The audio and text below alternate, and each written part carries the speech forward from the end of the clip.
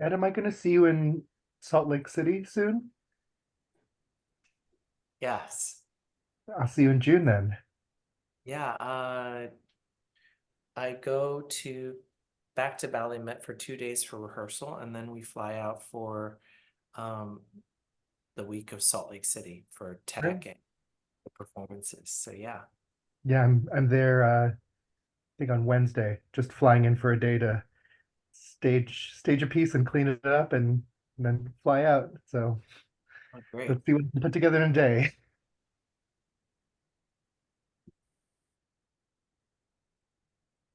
Bonnie, Ballet West is doing a Asian Voices program for their choreography festival this year, and both Ed and I have pieces on the program, and also Kylie Kwan. Great. What? That was Folks, we're just going to wait a couple more minutes for other folks to show up.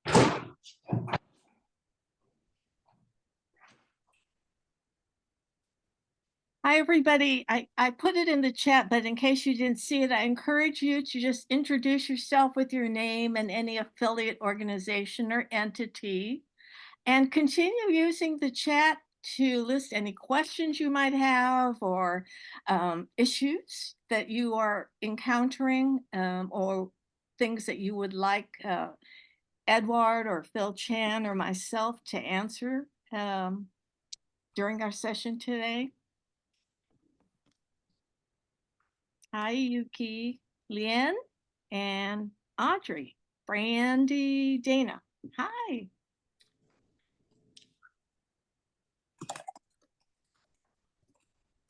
I also dropped some prompts in the chat too.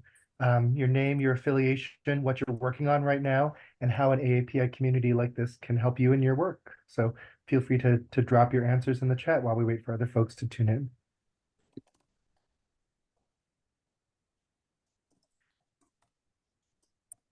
While we're waiting, I'm just going to go around the group. Yuki, you joined us, didn't you, last session? Were you? Yeah. Welcome back. Thank you. That was great. And then I wanted to join again. Yeah. And especially, I was a big fan of you, Edward, when you were in Fosse. I was a student in New York City, and then I went to see it musical, and you were on stage, and then I fell in love. You're dancing. And then you came to Minneapolis last month and Phil to do Asian Voice program, and then I loved it. And thank you for bringing your piece to Minneapolis. Thank you, Yuki. Well, welcome back. Hi, Lian. Oh, I see you're based in Chicago. yes. Sorry, I didn't know I was unmuted. Yes. Hi, everyone.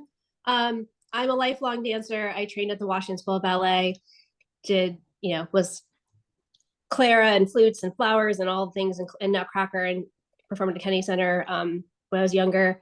And I still dance as my lifelong hobby and passion. But professionally, I am a designer of interactive experiences for social impact. And as an Asian American, currently exploring how to use that for education and teaching Asian American history, which is now being mandated in many states, including Illinois. Yeah. So are you working with any unified school districts in Chicago? Not presently. I'm more just exploring what content where there are content gaps, or where educators would like to where they want content to seeing what their needs are right now, seeing what content already exists, what they have access to that, and then maybe where I can fill a gap. I've talked to people who work in Chicago, sorry, what is it? CPS. CPS, but I'm also in the western suburbs, so I'm just kind of still exploring, but talking to different people who are connected to educators. Great, thank you. And hi, Audrey. Hello, sorry. I'm a dance artist in Charlotte and working on a show coming up very soon, and just looking forward to meeting some other voices here. Great, well, welcome. And Dana, hi. Hi there, my name is Dana Viernes. I have 3 dancers, one who is at SAB this year and 2 younger dancers who are 10. We live over outside of Seattle, Bainbridge Island, actually. And my 2 younger ones are actually doing some activities within the AAPI month. They're going to be singing in a program for Indopino and Filipino, an event that's going to be happening next week.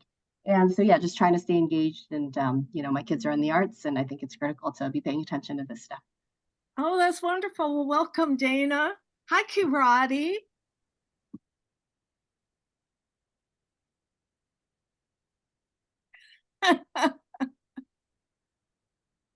You're on mute.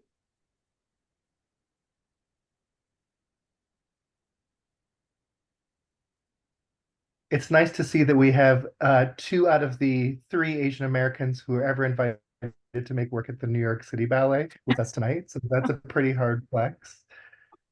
I think Kirati's having problems. Hi, Peter.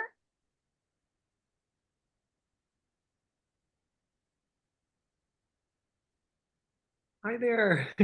How are you? I'm great. Welcome.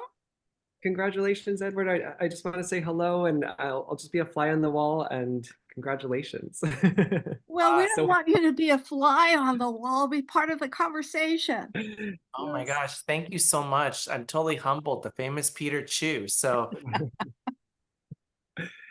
I am so sorry I came in a little late, so I don't know if I was supposed to say anything, but it's great to see all their faces. Yeah, we just had a little bit of time as we're getting people on board. So let's see. Hi, Brandy.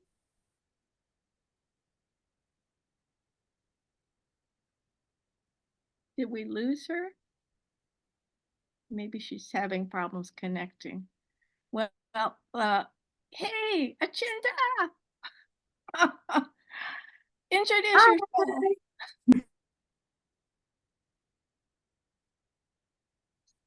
Introduce yourself.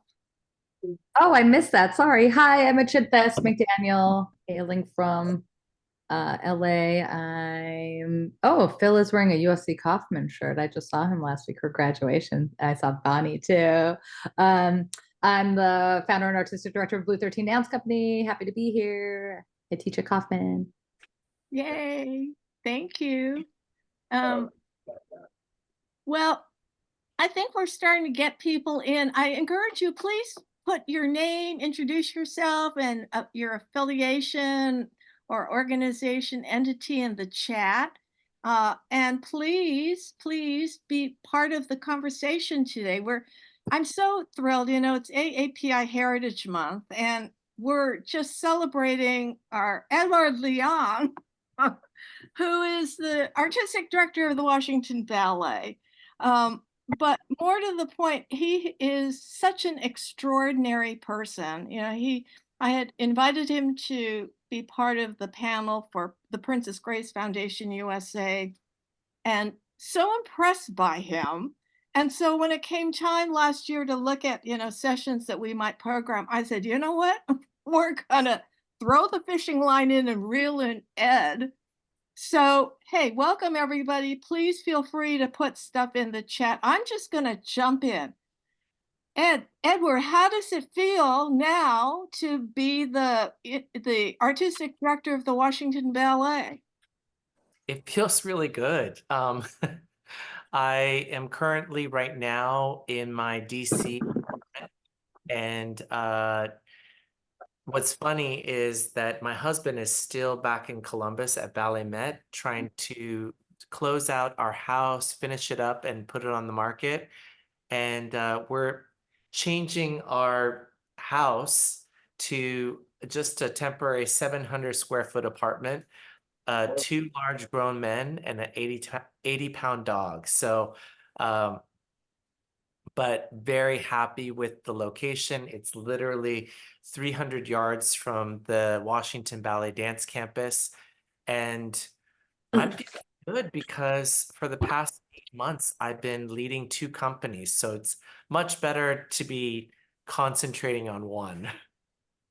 So speaking of leading, all of us here, I think, can understand the difficulty of building our communication skills. And one of the things that you have been so wonderful at, not just the performance, but you have extraordinary communication skills. So, being born in Taiwan and then moving to Marin, California, what were the survival behaviors that you developed that helped you now in this incredible career that you've had? I think that's a great question. When I was born in Taiwan, um, I was born in Taipei, and we had I guess, a house in Kaohsiung, and that's a kind of like a little military uh, neighborhood that was outside of Taipei. And uh, I moved to Northern California in the Bay Area when I was 5 years old with my family. My mother was a very accomplished, well, actually, one of the first uh, female university professors in Taipei. And my father was a sea captain and then helped develop I think, a company offshoot in Northern California, shipping gypsum rocks. And so that's where my sister and I and my family, my parents landed. And it was such a strange experience because I didn't speak any English. I was mostly raised by my grandparents when I was from 1 to 5. And so I was still acclimating to my parents and my sister, and also trying to learn English and assimilate to a new culture. I just remember vividly that my parents brought me to Disneyland, and I was not even fascinated with the rides at all. I was just fascinated with the people. I've never seen so many multicultural people in one place, especially Disneyland. It's pretty, dense. So I just remember chomping on a frozen banana and just people watching versus being interested in the rides. But it definitely took a lot of fast growing in being one of the very few Asian families in Marin County. No more requests. And understanding and assimilating to the culture, whether it's universal, bring our unique lunches that our parents would pack us versus the other lunches, to having to go home and having Chinese homework on top of your homework. So, but I'm very grateful to my parents because I've been able to at least keep a little bit of my language and culture. So that was at least my experience in moving to the United States. So your ability to listen and observe has served you well as a choreographer, I would say. Definitely. I've said this before, is that I'm so passionate about our craft because it is the universal language. It is body language that's amplified. So all of us, whether a dancer, choreographer, producer, is that this is a topic that we don't discuss very readily, is that we understand this type of communication probably more than anybody in outside of this craft, because as a choreographer, you look at body language to develop communication with the dancers, and then together you develop body language or dance to tell a story, to touch, move, and inspire the audience that you serve. So it is I would say uh, a skill set that all of us don't really talk about very often. But you're absolutely right, Bonnie. It is right there in terms of survival. I think you really quickly learn to adapt and understand the nuances of what's unspoken to be able to survive and potentially thrive. So, it's been my observation, whether it's true or not, I'm not sure, but an inordinate number of dancers from SAB, New York City Ballet, have gone on to populate our dance companies and other leadership positions, perhaps more than say, American Ballet Theater. Do you think that that's tied to the fact that Balanchine's choreography is inherently abstract and it made your mind absorb and process things in a different way that helped you come into your own as a choreographer? I think that's a really interesting topic because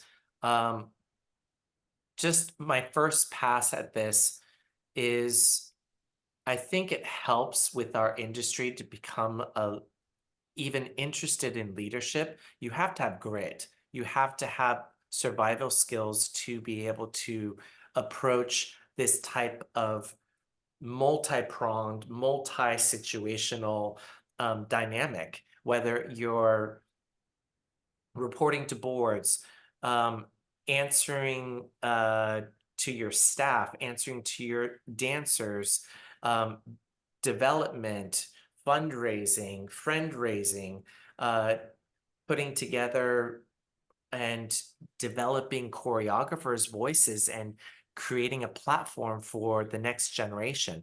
There's so much to be able to digest and create that I think you need to have grit.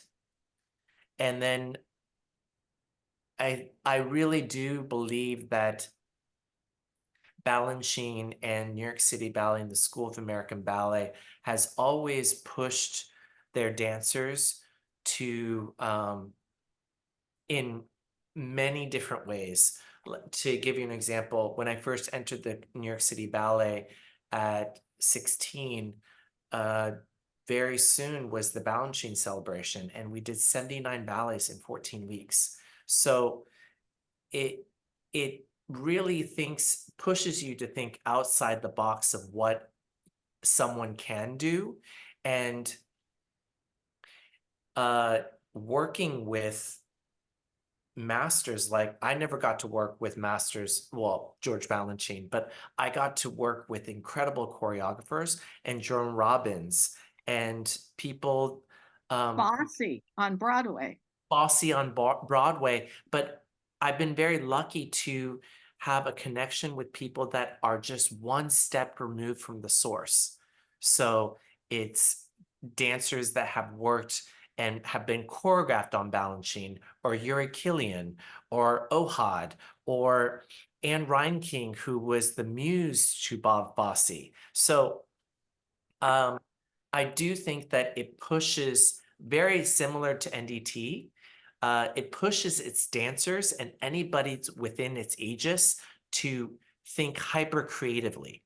And when you have this sort of amalgamation of grit, passion for this, creativity, thinking outside the box, I think it lends itself to potentially opening up the conversation of looking at leadership.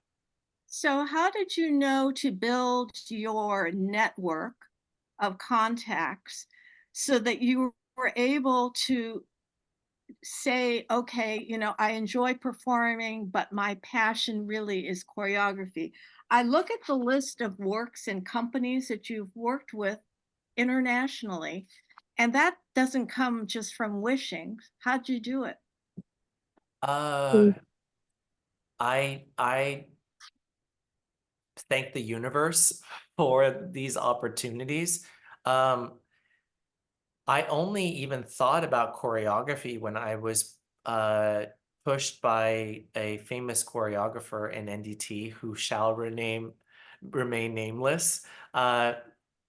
He basically said I had a lot of opinions while I was being choreographed on, and maybe I should make my own ballet.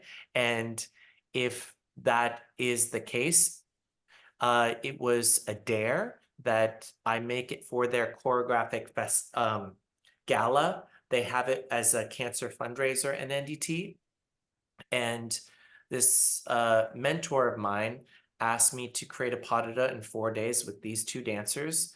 And if I would do it, I would be in his new work. So I was like, yes, let's do this. I want to be in this ballet. And after that experience, it opened my eyes to this possibility. And I life on life's terms, very quickly, I had it very easy where other choreographers did not, and they really had to fight. Um, I got a commission because they liked the piece at NDT to be in New York City in Symphony Space. And then I got a commission for the Joyce, and it just kind of started opening up. I don't know if there was a very cognizant strategy to build contacts. I don't think I'm perfect, but I really try to show up in every scenario with integrity and really honor the people that I work with, whether it's people that are a director to co-workers to dancers. So I'm hoping that my reputation was that I was easier to work with and that I loved what I did and that I would make the best ballet that I could if I were hired. I really don't know, but I'm very lucky that there was a lot of artistic directors and choreographers also that believed in me and hired me or introduced me to a job. And same thing with other dancers. So grateful. So it was a combination of having both mentors and what I term advocates. Advocates meaning the people who actually suggest jobs and other kinds of paying opportunities. Absolutely.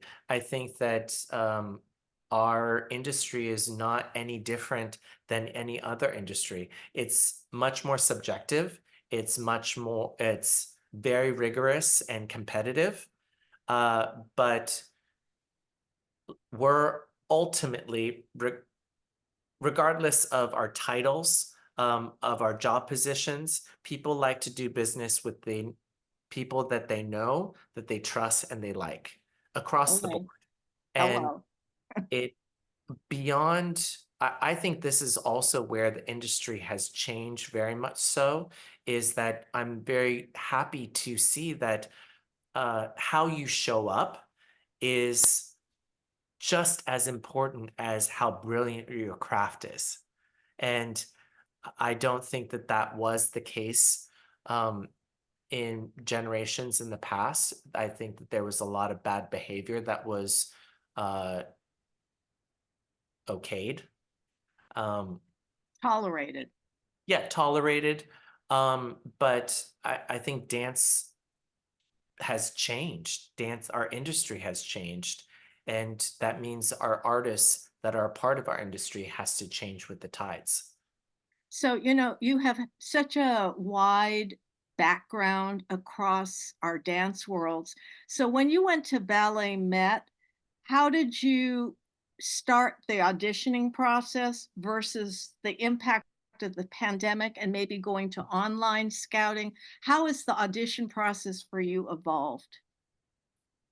That's a great question. When I took over Ballet Met, there wasn't really an auditioning process, and it was very important, even the buzzword, beyond the buzzword of belonging and access and having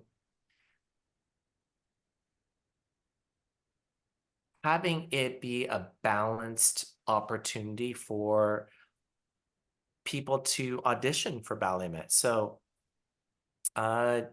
just quick, when I got the job, I quickly, last minute, within a month, we tried to do 2 different locations, and luckily it was really well received at SAB.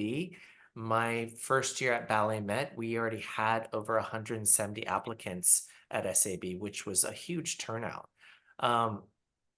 So then later we started the not only in-person but online applications, and we could vet that way, not only for the second company that I created for Ballet Met 2, as Ballet Met 2, but for our summer intensive.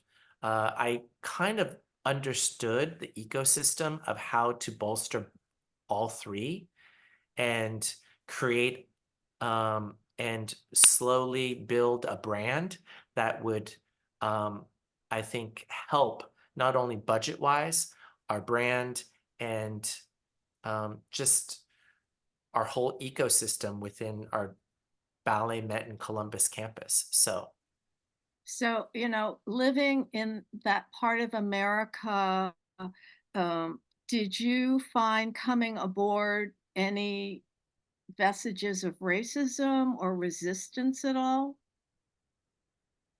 yes. How did you overcome it? I think just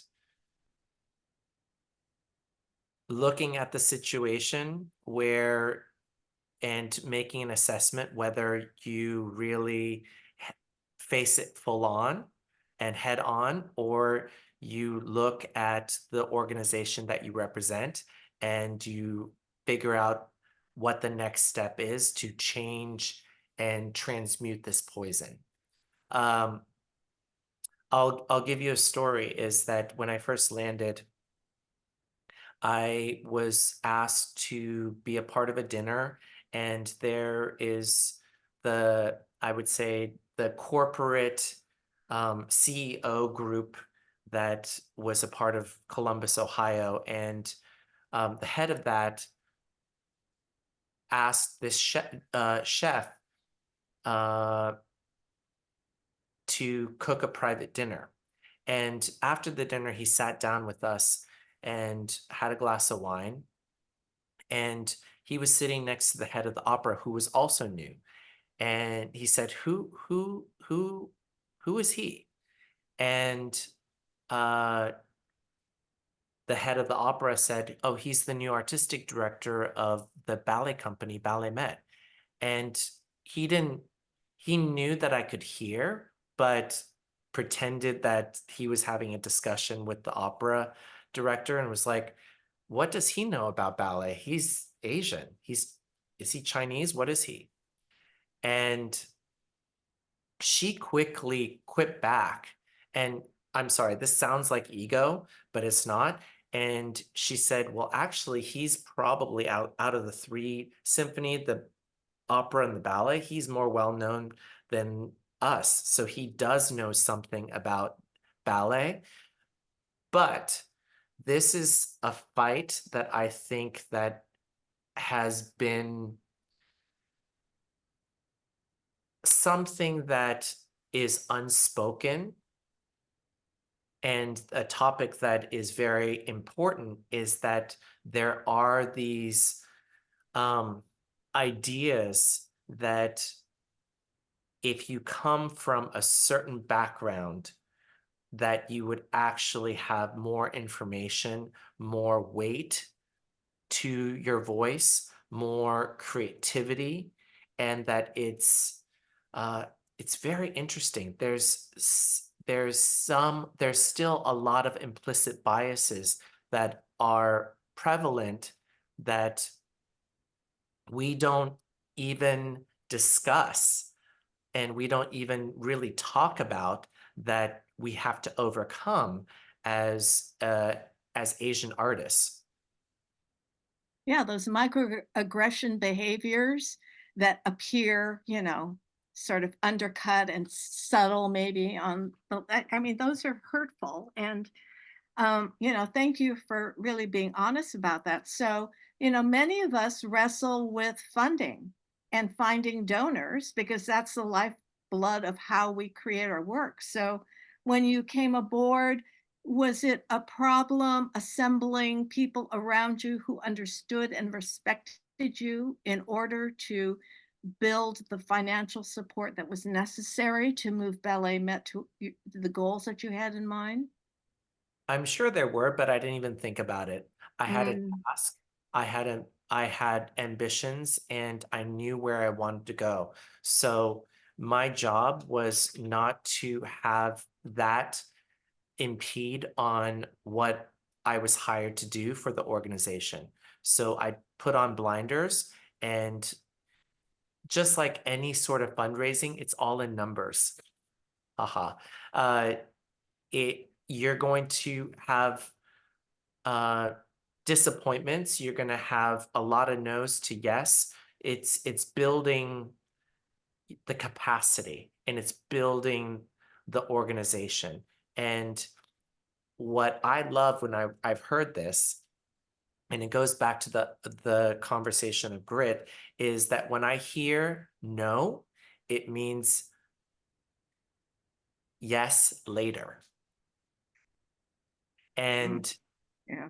it is really not personal. So it's really about pushing forward and continuing to do I think, the good work that we've been tasked to do. At the same time is, I think, building a brand and a company is building blocks. And you look at your ecosystem, and you look at partnerships that can help you. And I was very fortunate to have the Asian community in Columbus, Ohio, really kind of rally behind me as well, not only financially, but in terms of introductions and friend raising. So I was very lucky. So, you know, it's hard for AAPI choreographers to sort of dip their toe in and stake out and create a space for themselves at the table. What advice would you have for, you know, not novice, but let's say emerging to mid-career choreographers? You know, this is something that Bonnie, we've discussed before. I've talked to Phil about this. That's why I'm so passionate to be a part of Gold Standard and have this platform to speak about this, is that I'm very grateful for my career. I have mixed feelings. I have, truthfully, guilt, because I have had a I would say successful run at choreography, and I hope it doesn't end, but it doesn't mean that I don't see that there's not many of us out there.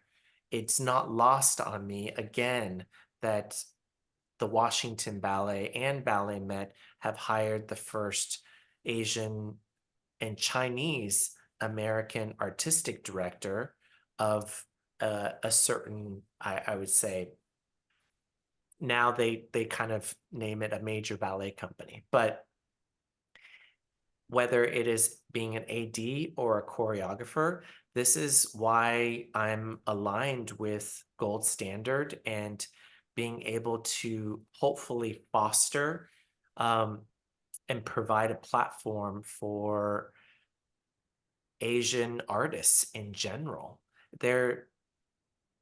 It's very bittersweet.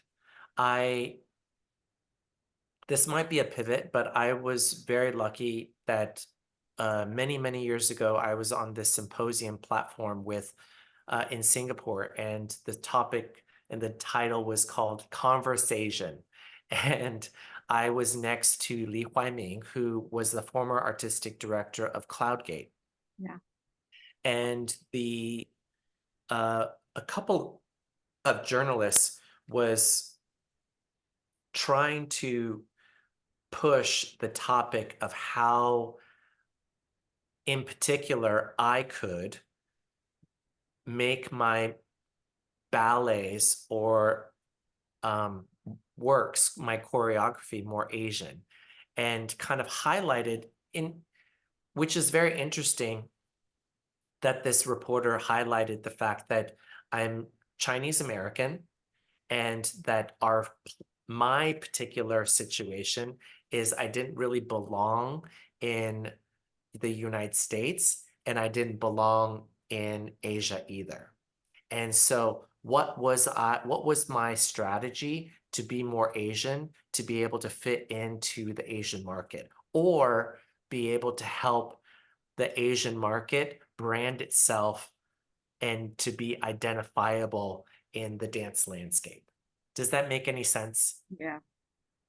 And he came to my rescue and said, listen, but Edward and I we're not making Ming Dynasty vases. We are making dance.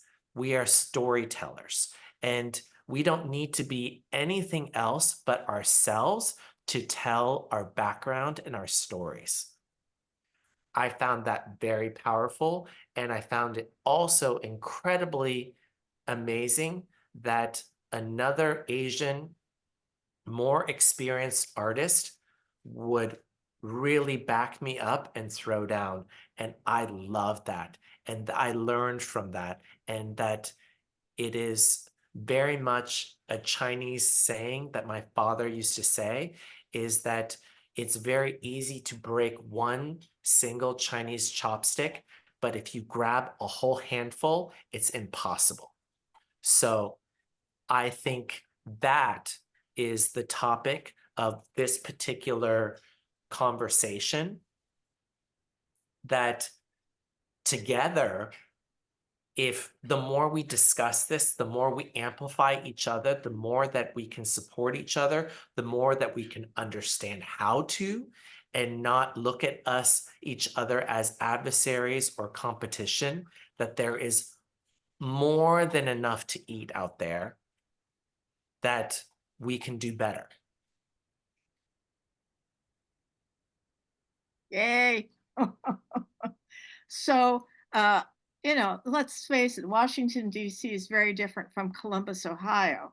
So in terms of how you are actually treating the repertoire that you hope to enrich, with the next 3 years or so, what do you foresee as certain priorities?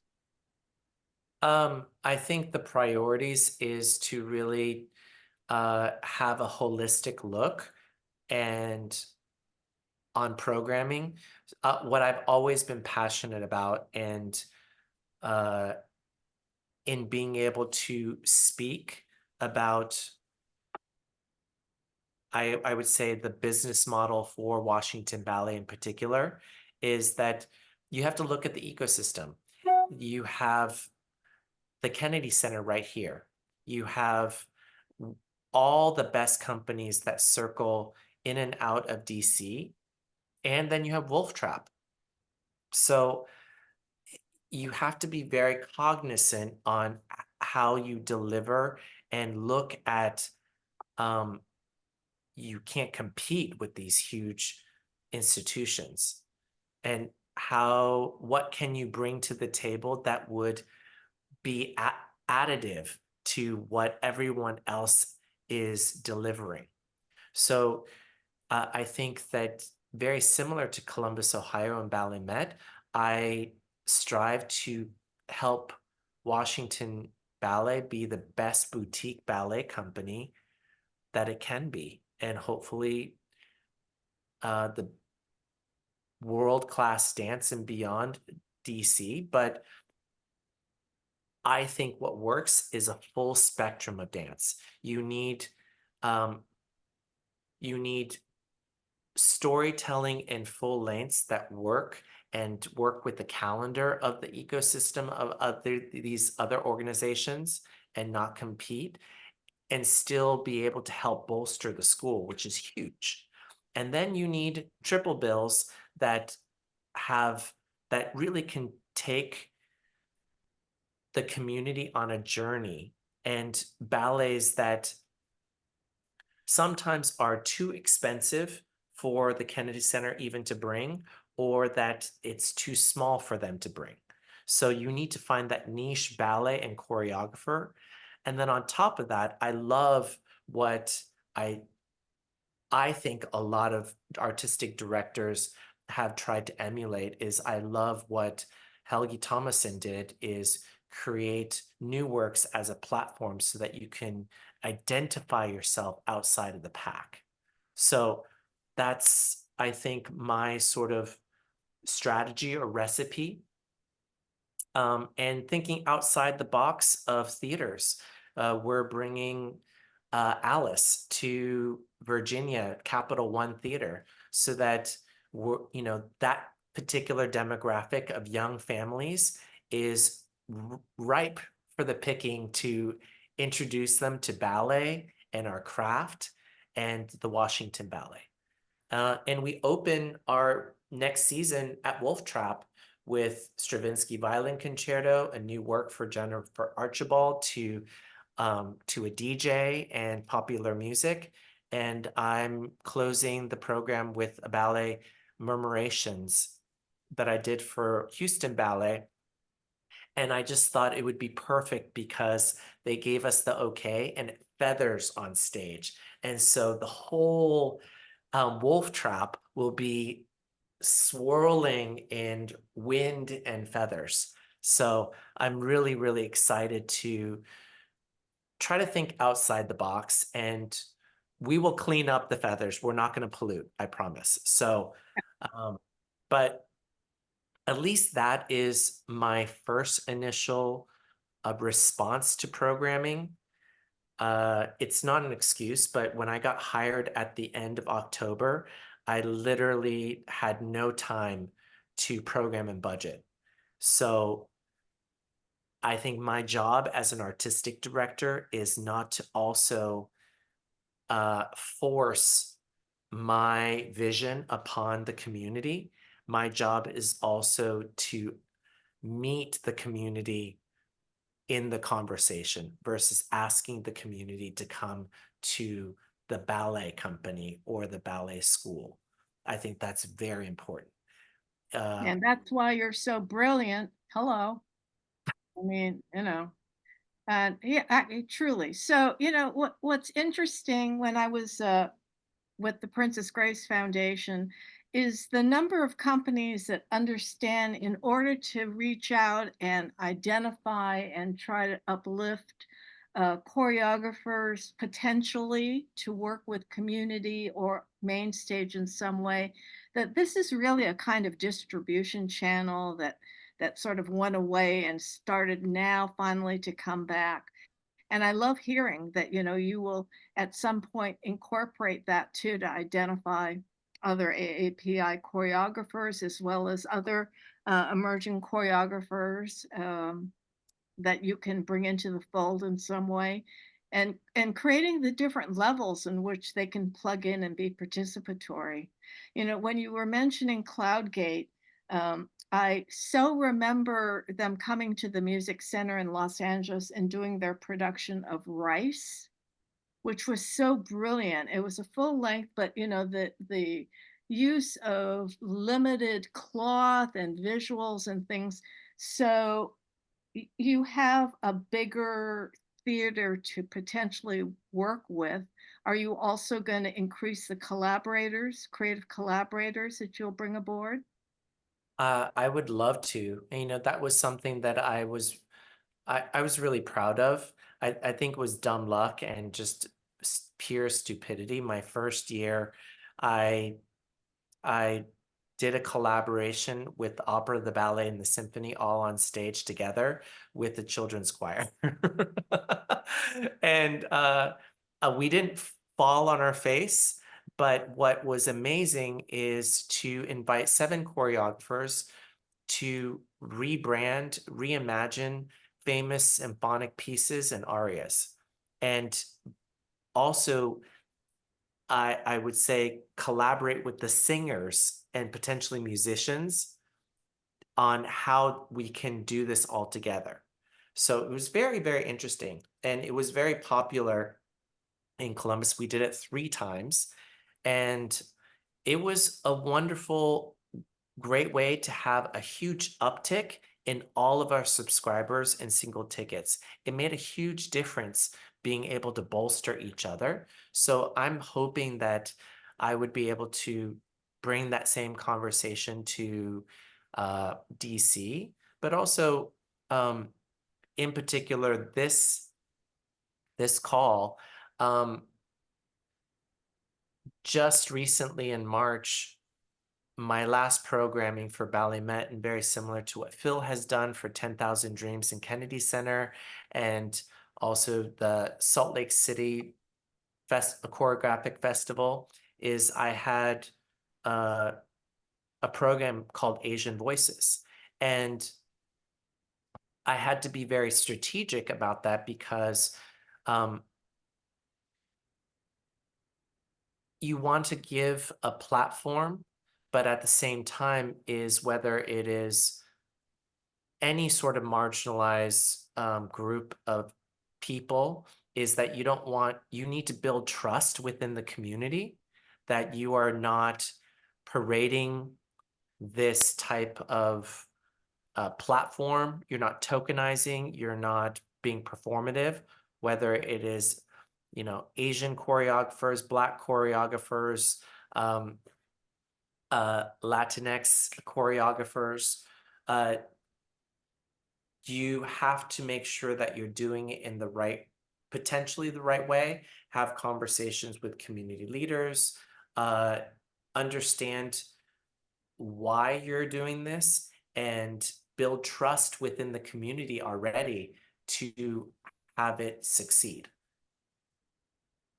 Yeah, love that. Absolutely. You know, I was just peeking at some of the comments in the chat. So going back to how to look at the landscape out there and select potential commissioning partners or get in touch with different presenters. Do you think it's important to have an agent, or can choreographers exist on their own and try to get work? I think that everyone is going to need to find that recipe. If you are going to go with an agent, it's really important that you develop a great, transparent, and, well, that you have confidence and that you trust your agent, because they will be your touch point. I've never signed on with the agent, either in commercial work or on Broadway. You know, I was a part of unions, whether it's SAG, AFTRA, or AGMA, but I've never had the experience of working with the agent. So I'm not the best at answering that question, but I don't think that you need to have an agent to develop. What I have experienced is the topic that we discussed before, is this industry and this business is all about your reputation and about knowing people that will step up for you and that believes in you, that likes you, and that knows that you will do good work. So, You know, trust is such an important word, has been for me. Just going back to choreography for a second, did you ever have to sign a work for hire contract for your choreography where in fact you do not own the work? oh, that's a really, really good question. Yes, I recently had this situation. I was commissioned by the Egg Theater and the Shanghai Grand to do White Snake. And the Chinese producers don't understand, at least in the West, that when you commission or you have a contract, that you don't sign away your intellectual property. And that's been a challenge. So yes, there has been issues because the model in China is very different than the West. They, even for ballets, they hire and they have this panel afterwards. It's the weirdest thing that I've experienced, is that it's almost like a tribunal. And you get commissioned, but then a director, a theater director, will be hired to oversee your choreography. And then afterwards, you sit in front of, after all the performances, you sit in front of this panel that consists of producers, government officials, literary giants, and they kind of grade your production. So it's its own sort of way of working. But I've also had really bad experiences where I had learned to really be mindful on not only negotiating my contract, but making sure whatever papers or paperwork that is given to me is exactly what we negotiated.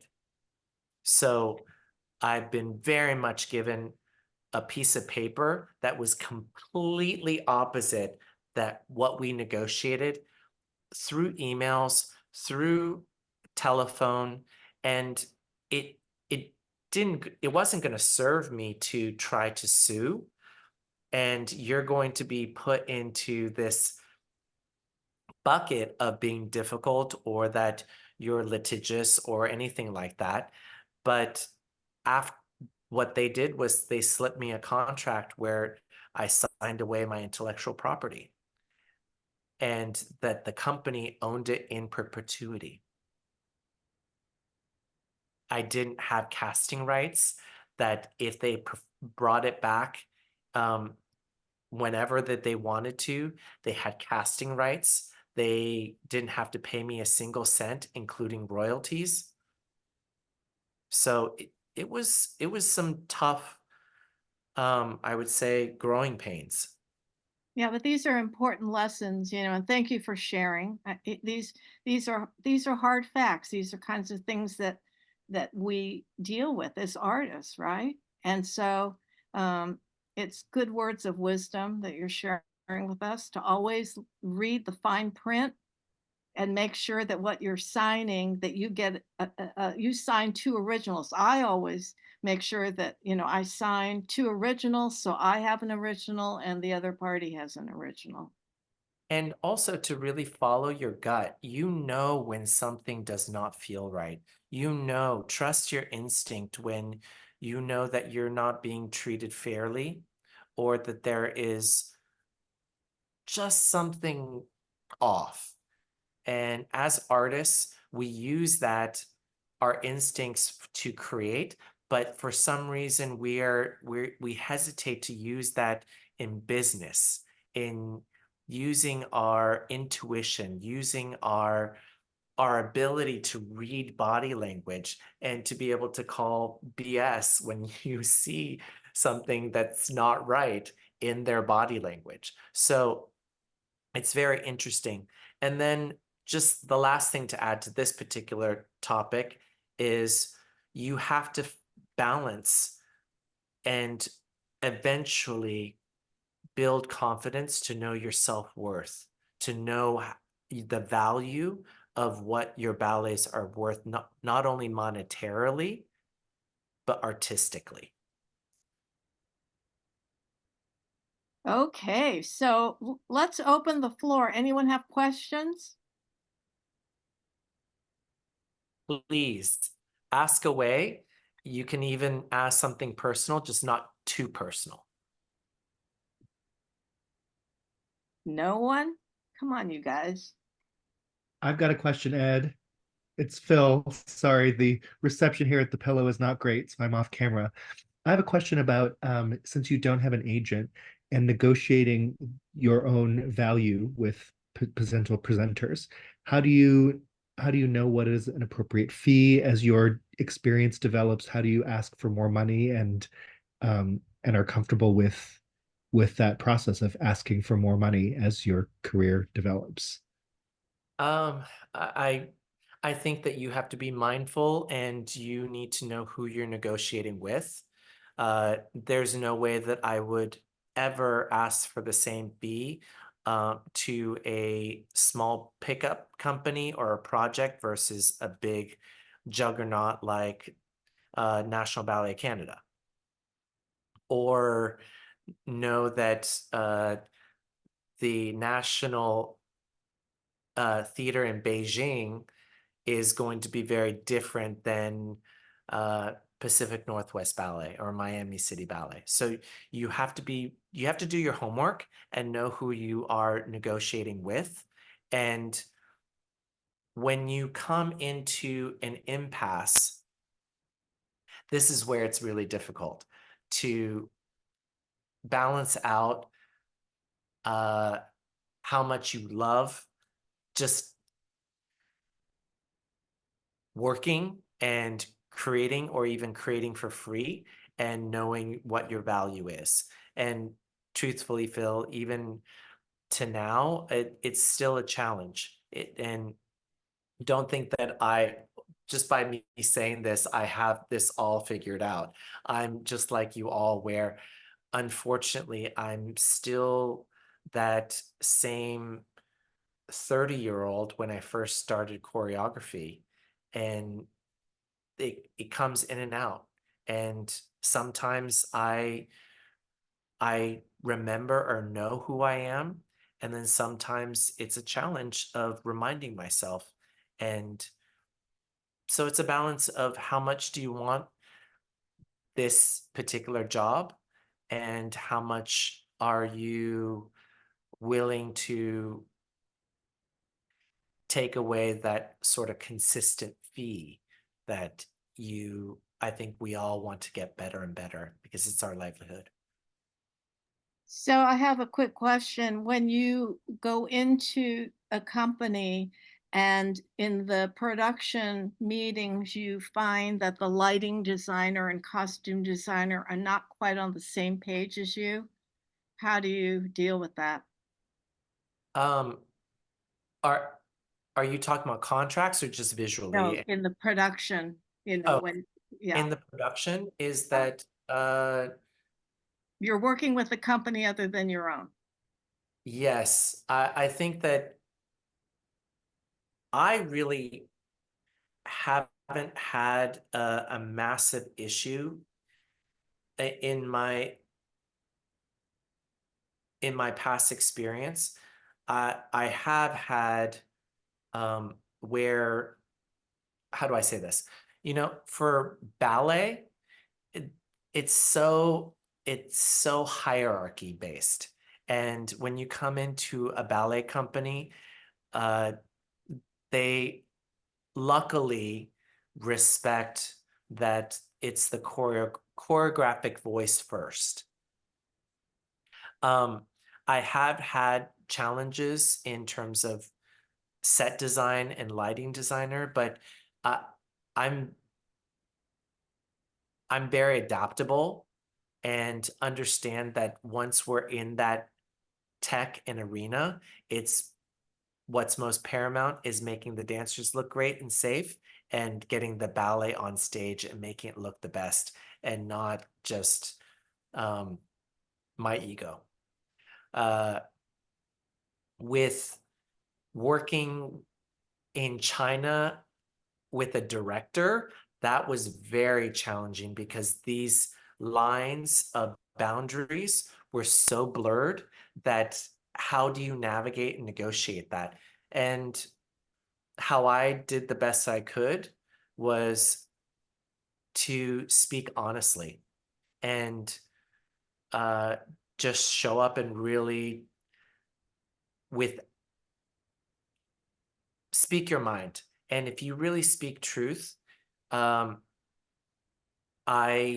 can go to bed knowing that this particular situation, I did not inflame it. I did not do anything besides what I was hired to do. So for Broadway and commercial, that is very simple because it's a whole different animal. You are not responsible for anything besides answering the questions of the director. So they ask you, go over here and make 3/8 of material, and you do. And then you go back and show them. And if they don't like it, you go back and remake it. That is the job. That is the boundary. That is the situation. So just as long as the situation has clear objectives and clear boundaries, I'm very good to navigate. It's this being ambiguous. It really, maybe it's because I'm a control freak. I have no idea, but it really, I don't know what to do. Well, so last question. What advice would you give to your younger self that you know now? Oh my gosh. I think I really hated it when I was younger, when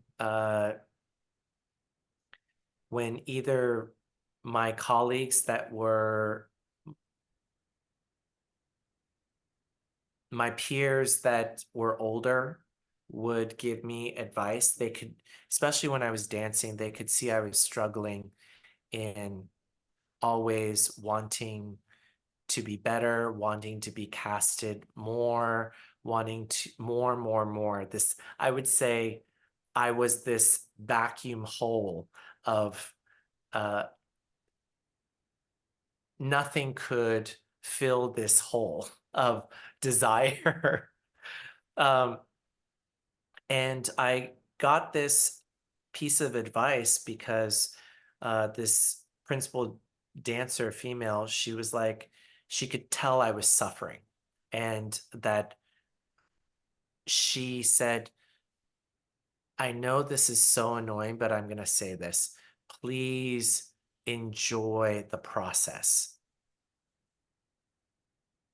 And yes, I found it really annoying and I hated that because it rang true, but I couldn't hear it. I was so wrapped up in ambition and desire and attaining and self-worth because everything was about attaining to make me feel better because I was this black hole of I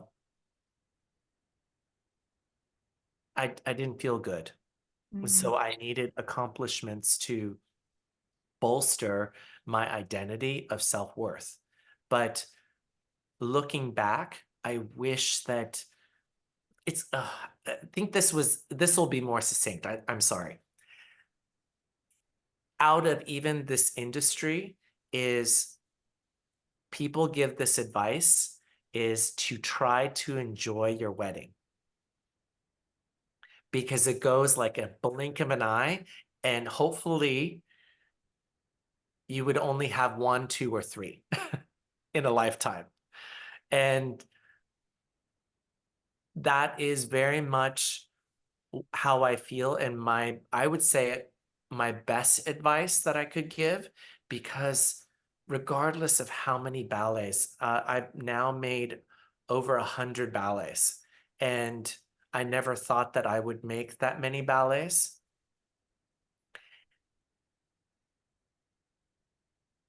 And I would never want to say shoulda, coulda, woulda, but I wish I would have enjoyed being present where I was at and enjoying the process.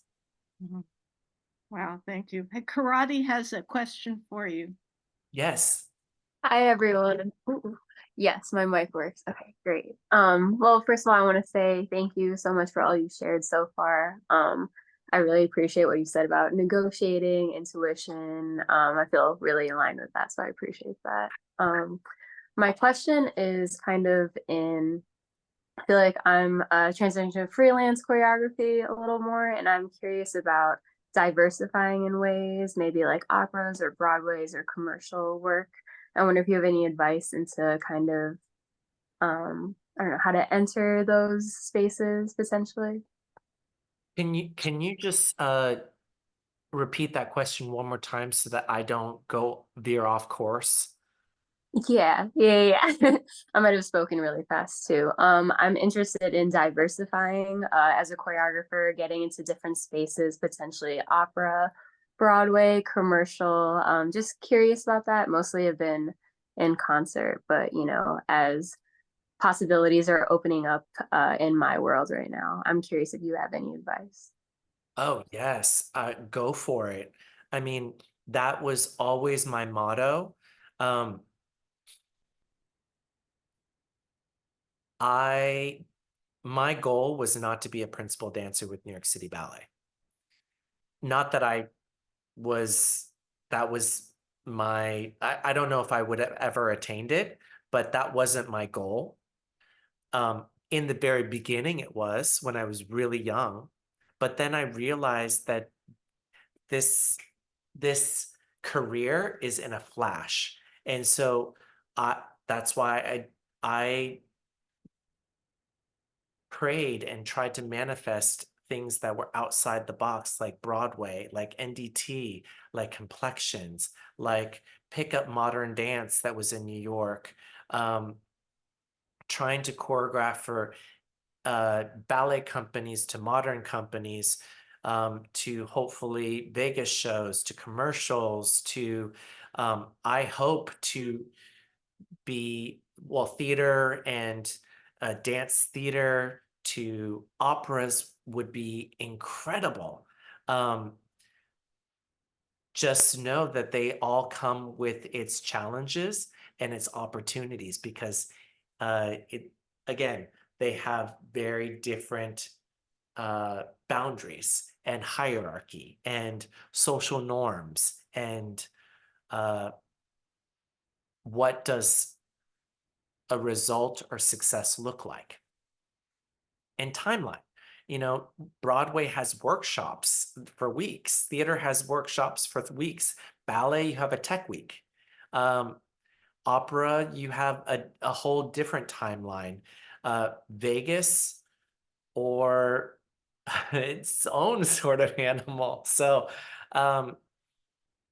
I encourage you, just like you are doing, because I firmly believe this, and I don't know how everyone else feels. This is just my own personal opinion, is what you can think about or feel is what you can attain. So I really believe in manifestation. I really believe if you can see it, if you can taste it, and you can really truly understand why you want it, you can create it for yourself. So it's like prayer. If you can see yourself bigger than you are, and that this desire for more is coming from a place of experience and creativity and hunger that comes from creativity, I guarantee you, you will manifest that and you will put out this body language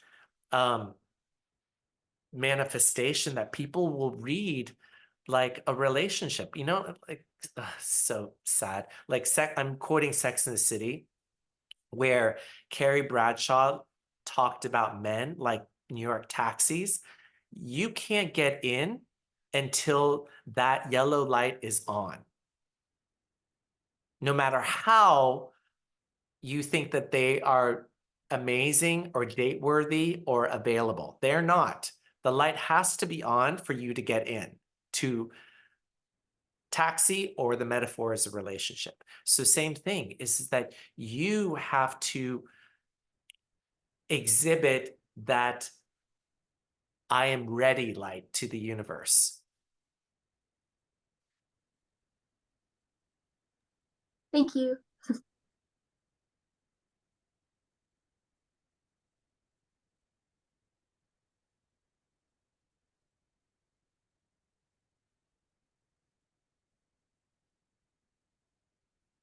Bonnie, you're muted, Bonnie. Got so excited. Thank you so much for joining us today.